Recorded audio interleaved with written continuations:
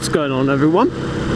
Today I want to talk about a couple of things, and one of which being the most covered topic, squidding, and the other one being about some of the things which obviously only the UK would know about, which would be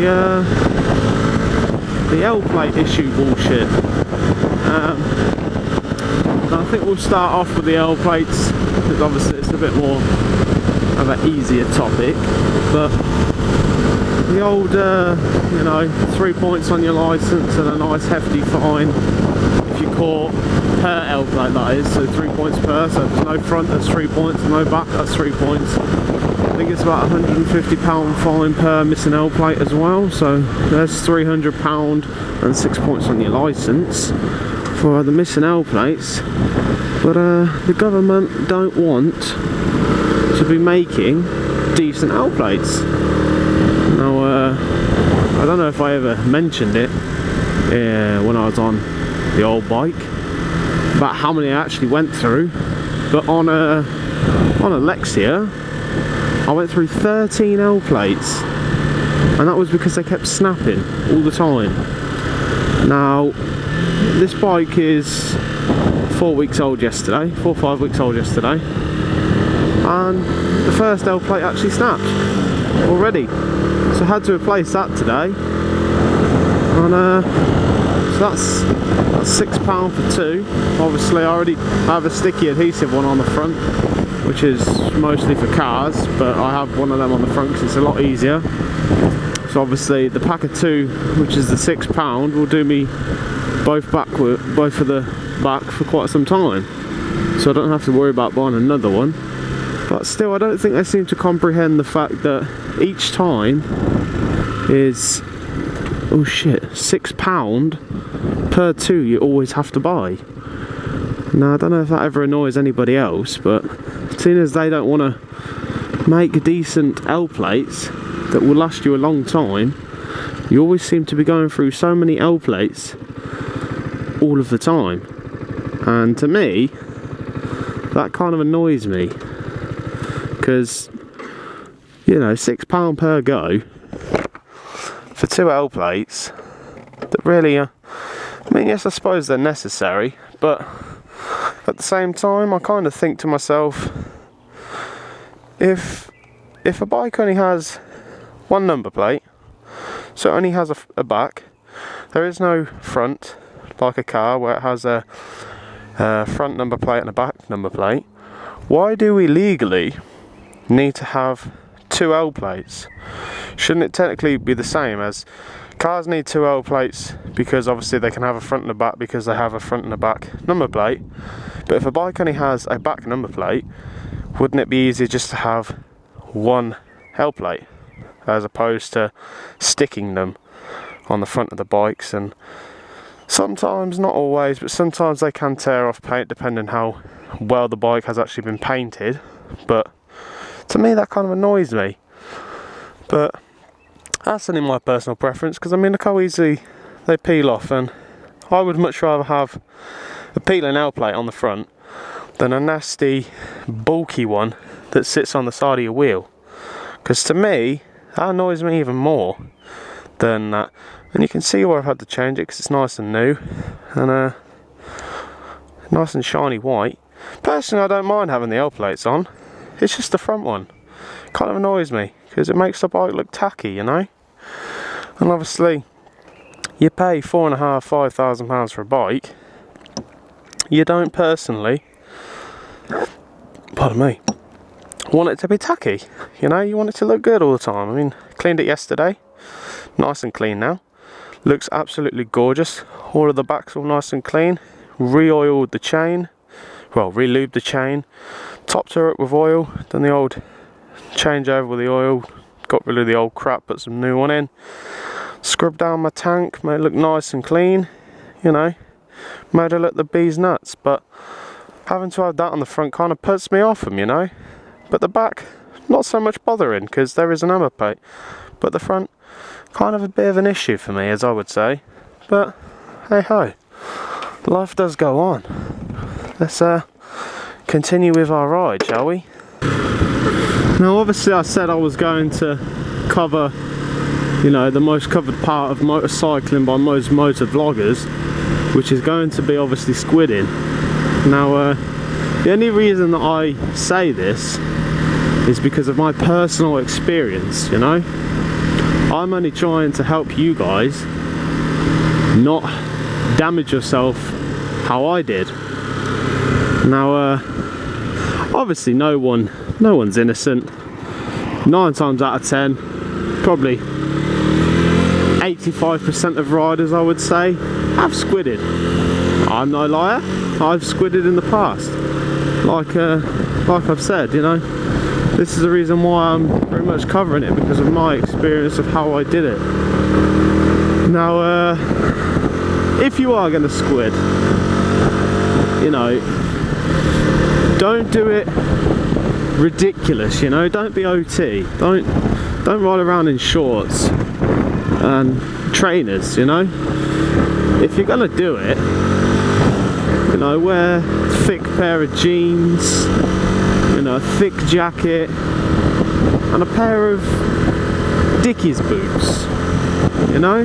When I did it, I was stupid. I used to ride around in shorts and a vest top, and it got to the point where one day I was at work, I had a pair of my DIY Dickies work trousers on, a pair of trainers and a normal hoodie, and I never used to wear my gloves, never ever. I always used to like being able to feel my brakes, feel my throttle, feel my bars, so I never used to wear them. And the reason why I actually wear them all the time now is because on a wet day I was coming back from work, and for once I thought, you know what, for some reason I'm thinking in my head I need to wear gloves.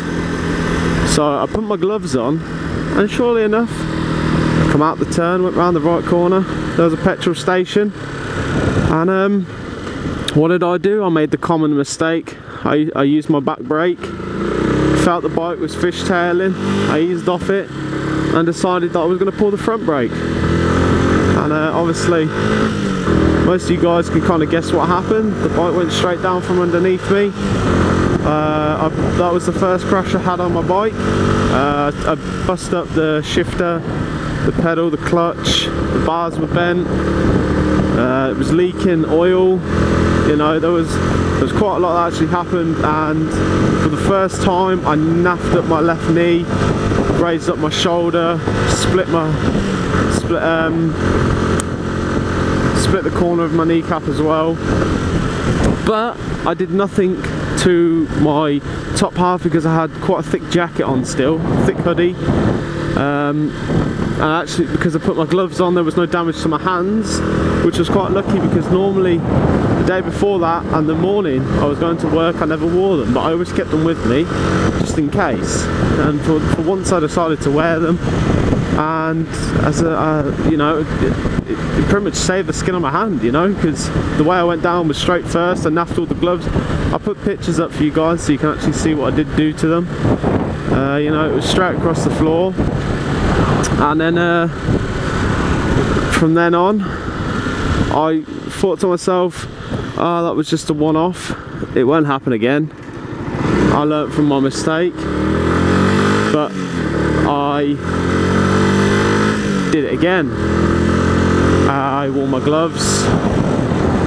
I bought a new pair of gloves.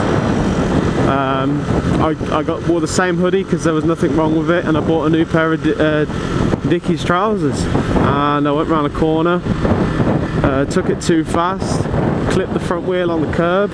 Inexperienced riding this is down to as well. Clipped the curb and smashed my head onto a brick wall. Obviously that completely naffed up the helmet. It knocked me unconscious for 3 minutes. I smashed both of my kneecaps this time, bearing in mind I already had a knock on my left kneecap. So that was completely buggered. This time I grazed all my arm up. What else did I do? obviously where they had to cut the trousers open, where all my knees were split, it kind of just, you know, really buggered me up. And I've been told, you know, I was quite lucky that I didn't blow my kneecaps, so they've always warned me if I ever did it again, then it could be a lot more fatal towards my knees. You know, that kind of put me back a bit, and I was like, oh my god, really? You know, I could really be at the risk of naffing my knees up here. So I learnt my lesson, and I bought the gear that I'm wearing today. I've actually had a crash in this gear, which is, well, I'll show you the pictures of that as well, so you'll be able to see what happens when you come off with your gear on. And you know, obviously I won't throw any pictures of the bike in because it's kind of pointless really, but because it wasn't fatally damaged towards the bike, it was more towards me, and it kind of set me back a bit. So I bought all my gear, and ever since then, you fucking bastard, ever since then I've always worn my gear. You know, I've learnt my lesson from causing my own, from causing myself my own hazards, you know. So I just wanted to point that across to people, you know. If you're gonna squid, at least wear something kind of bulky that will protect you. Don't ride around in shorts and fucking sandals and, you know, no gloves and stuff like that, because you will seriously hurt yourself. And if you do that, obviously, you know, then you could possibly put yourself in a wheelchair. You know, you don't want to be cabbage. You want to be a normal person. You want to live a good life, you know.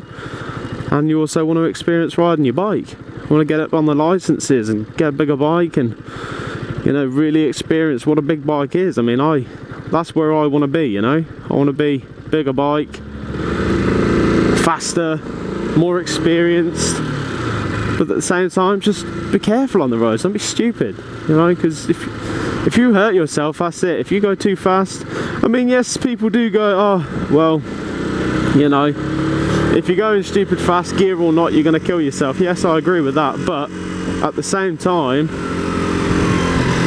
you can also prevent that from happening. I mean, you know, that's some good driving there. But at the same time, you know, just be safe, guys. You know, be careful with what you're doing. Don't go over the top. Don't put your own lives at risk just to look cool. You know, wear your gear. Save your own life. Prevent yourself from getting damaged. Kind of a different vlog for you all, but sometimes it has to be said. But from that, guys, ride safe and enjoy your vehicle. And I'll see you guys later on. Per Hizzle.